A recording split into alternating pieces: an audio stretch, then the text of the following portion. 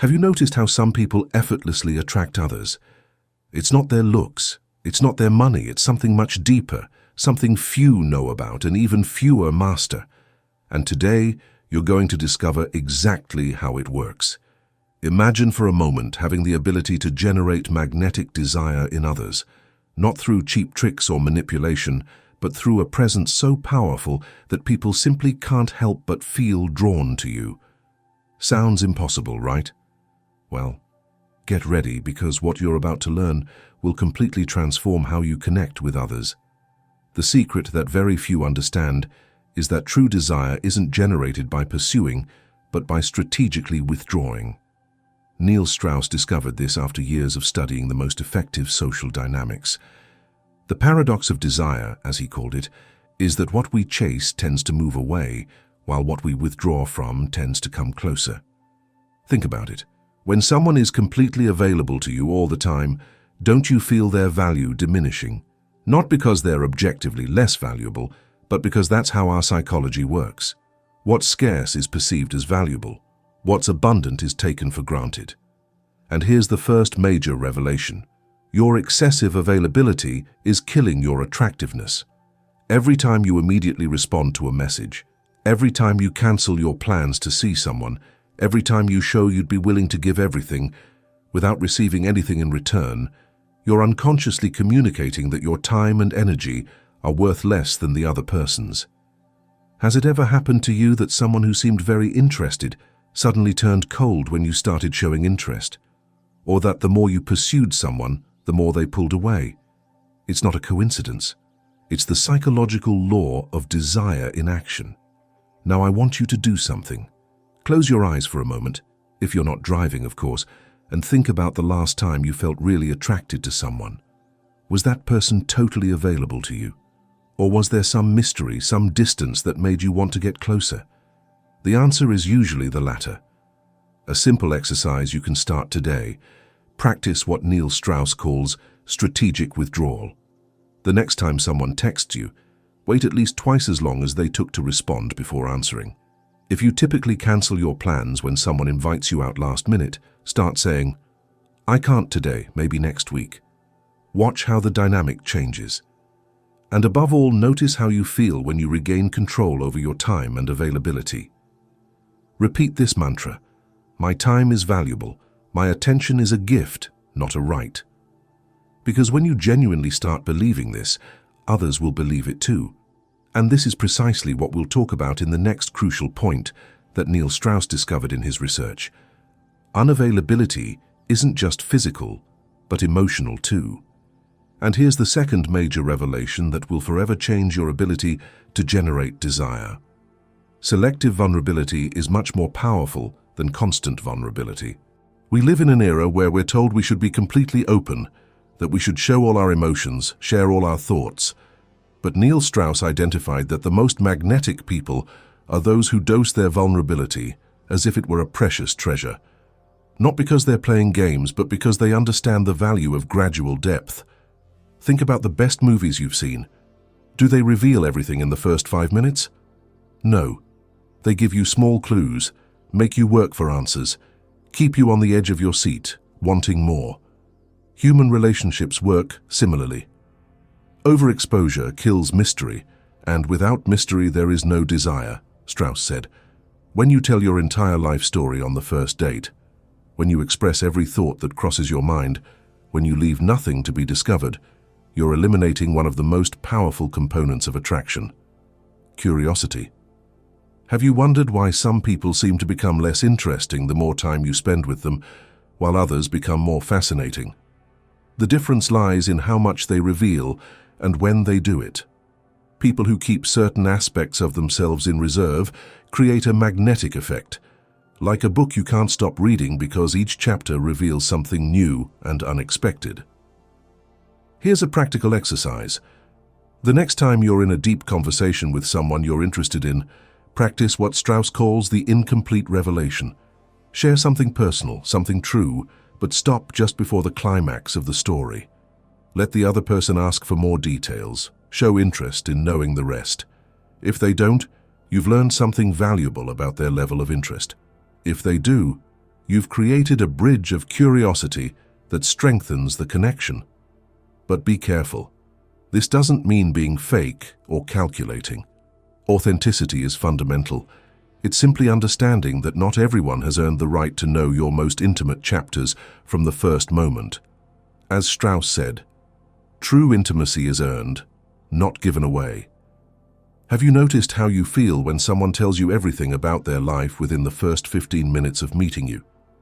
Isn't there a certain discomfort, a feeling that something isn't right in the pace of the revelation? That's your intuition telling you that vulnerability has an appropriate time and context. Repeat after me.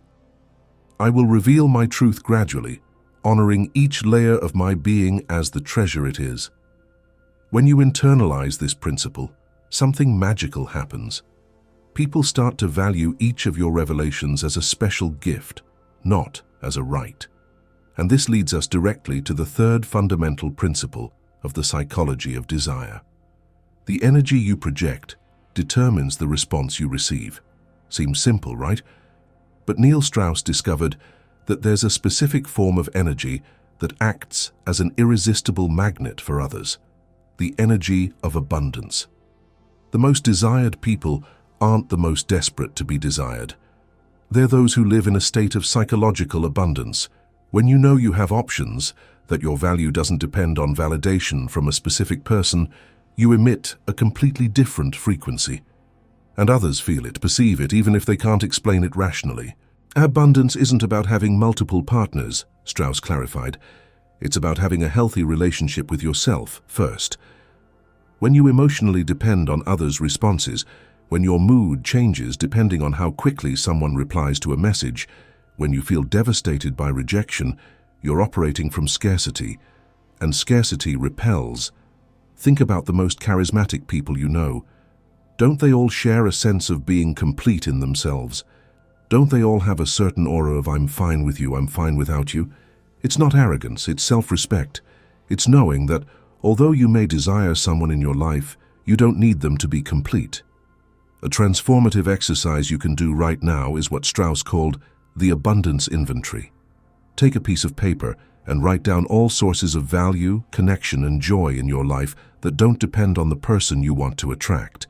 Your friendships, your family, your passions, your talents, your achievements, your dreams. Review this list every morning for a week. Genuinely feel the abundance that already exists in your life. Have you noticed that when you're having a good time in your life, when you're focused on your projects, when you feel good about yourself, that's precisely when more people seem to take an interest in you? It's no coincidence. It's because you're projecting abundance, not need. A powerful mantra to internalize this concept: I desire connection, but don't depend on it for my happiness.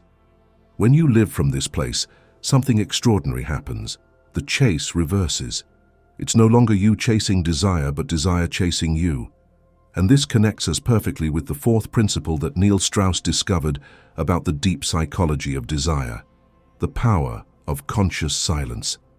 In a world where everyone competes to speak, to be heard, to get attention, strategic silence becomes an unparalleled tool of attraction. Not the passive silence of someone who has nothing to say, but the active, controlled silence of someone who knows when to be quiet. Strauss discovered this by studying history's great seducers. They all shared this quality. They knew how to use silence as a canvas where others projected their desires. In silence, he said, we create space for the other to wonder about us. And that question, that curiosity, is the seed of desire. Have you ever been with someone who talks non-stop, who fills every moment of silence with words, who seems to fear empty spaces in conversation? And have you noticed how that need to fill space diminishes their appeal? When you constantly talk, you're revealing two things: insecurity and need for approval. By contrast, the person who's comfortable in silence, who can hold a gaze without words, who knows how to listen deeply, emits a powerful signal: confidence. And few things are as magnetically attractive as a person who's sure of themselves. The practical exercise here is what Strauss called the powerful pause. In your next important conversation, every time you're asked a question, especially a deep or personal one, breathe. Take 2 full seconds before responding. It seems like a short time, but in the dynamic of a conversation, those 2 seconds create a magnetic space. You communicate that you're genuinely considering the question, not just waiting for your turn to speak. And something more, you communicate that you're not afraid of silence, that you're comfortable in your own skin. Have you noticed how the most influential people speak more slowly, make more pauses, use silence as a tool? It's no coincidence. They've discovered that when you speak less, but with more intention, each of your words carries more weight. Repeat this mantra. In my silence lies my power. Because when you stop filling every space with words, you create the perfect context for curiosity, intrigue, and finally, desire to flourish. And this leads us to the 5th and deepest principle of the psychology of desire. Conscious polarity is the secret engine of lasting desire. This is perhaps Neil Strauss's most revolutionary discovery and the least understood by most. Authentic attraction doesn't flourish in complete similarity, but in the creative tension between complementary poles. Desire, Strauss explained, requires a certain dose of tension to stay alive. Without polarity, without some creative friction, attraction dissolves into comfort. And while comfort is pleasant, it rarely generates passion. Think about it. The most magnetic relationships you've observed, the ones that seem to keep the spark year after year, don't they contain some element of mystery? Some dance between approach and distance, between the known and the yet-to-be discovered. This isn't a toxic polarity based on drama or insecurity. It's a conscious polarity, chosen, that honors differences instead of fearing them. Most people, in their desire to please, try to eliminate all difference, all friction. They become mirrors, reflecting exactly what they believe the other wants to see. And while this may work briefly, it soon leads to a loss of respect and eventually desire. The transformative exercise here is what Strauss called polarizing authenticity. Identify a genuine opinion you hold, something you deeply believe in, even if it's not popular or universally accepted. The next time you're in a conversation where that topic arises, express your truth without apology, without aggression, but also without diluting it to make it more acceptable. It's not about being confrontational, but about being real, about showing that you have convictions, that you don't change your essence to momentarily please. Paradoxically, this authenticity, though it may create some initial friction, generates deep respect. And without respect, there is no lasting desire. Have you noticed how relationships that begin with both people trying to impress each other, hiding their true thoughts, pretending to be perfect, inevitably collapse when the masks fall? Conscious polarity is the alternative, showing your true self from the beginning, allowing whoever is drawn to you to be attracted by who you really are, not by a fabricated version. A powerful mantra to integrate this principle. My authenticity is magnetic, even when it creates distance, because the truth is that you're not here to attract everyone. You're here to attract the right ones, deeply, authentically. And here's the final truth that unites all these principles. The most powerful desire isn't generated by manipulating others, but by transforming yourself. When you practice strategic unavailability, selective vulnerability, the abundance mindset, conscious silence, and authentic polarity, you're not playing games. You're becoming a more centered, more powerful, more magnetic version of yourself. Neil Strauss arrived at this conclusion after years of studying the dynamics of desire. At first, like many, he sought techniques, lines, strategies he could apply externally. Over time, he discovered that the real game is won internally. It's not about what you do, but who you are. The final secret, he wrote, is that there is no secret. Authentic desire is a natural response to a person who has done the inner work of becoming desirable not for what they do, but for how they exist in the world. What does this mean for you? It means that every time you work on your self-confidence, every time you honor your own boundaries, every time you choose authenticity over approval, you're not just improving your life, you're magnetically increasing your attractiveness. The next time you find yourself desperately trying to impress someone, stop. Breathe. Remember these principles. Ask yourself, am I acting from my center or from my need? Because need repels, while centeredness attracts. The question isn't how can I make this person desire me, but how can I become someone naturally desirable by being more myself, not less? Because here's the final and most beautiful paradox. When you stop chasing others' desire and focus on desiring your own life, on loving your own path, on honoring your own truth, you become magnetically attractive without effort. So I ask you, are you ready to leave behind superficial games and embrace the deep principles that generate authentic and lasting desire? Are you willing to do the inner work that will turn you not into someone who seeks approval, but into someone who naturally inspires it? This is the road less traveled. It's harder than learning a few lines or techniques. It requires self-awareness, courage, willingness to face your own fears and insecurities. But the results don't just transform your romantic relationships, they transform your entire existence.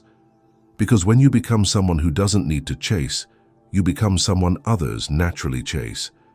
When you stop begging for attention, you start attracting it effortlessly. When you stop fearing loneliness, paradoxically, you're rarely alone. Neil Strauss discovered this after years of research. The psychology of desire isn't about external techniques, but about internal transformation. It's not about what you say, but how you live. It's not about impressing, but inspiring. So I invite you to start today. Implement one of these principles this week. Observe what changes. Notice how your interactions transform. Pay attention to how you yourself feel as you reclaim your power. And remember, true success isn't measured by how many people you can momentarily attract, but by the quality of connections you can authentically maintain. Because in the end, transient desire is common. Lasting desire, based on mutual respect and genuine admiration, is extraordinary. If this message resonated with you, if you felt that spark of recognition that says, "This is truth," write in the comments, "I choose my authenticity." Let's see how many are ready for this deeper level of understanding. And if you want to keep delving into these principles, into how the psychology of desire can transform not just your romantic relationships, but all your human interactions, make sure to subscribe to this channel, activate the notification bell, and share this video with someone you think needs to hear it. Because the true psychology of desire isn't a secret that should be kept, but a truth that should be shared. A truth that has the power to transform not just how you relate to others, but how you relate to yourself. And that, perhaps, is the most powerful transformation of all.